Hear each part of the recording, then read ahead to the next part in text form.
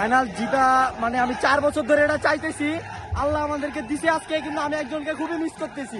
কারণ আমার বন্ধু আশিক, আমি একসাথে ম্যাচ খেলছি ওর সাথে 4-5টা, 4 বছর ধরে ও থাকলে আরো বেশি আনন্দ হইতো, ওই নাই। তারপরে আমি ওকে এই ট্রফিটা উৎসর্গ করতে চাই। ফ্যানদেরকে নিয়ে কি বলবো? ফ্যানরা তো আমাদেরকে সাপোর্ট দিছে, অনেক ফ্যানরা সাপোর্ট দিছে বলে আমরা আজকে চ্যাম্পিয়ন হতে পারছি। আমরা চাইবো নেক্সট টাইম যতজন আসবে আমরা ফ্যানকে আরো যেন দেখতে পাই এবং আরো যেন চ্যাম্পিয়ন হতে পারি।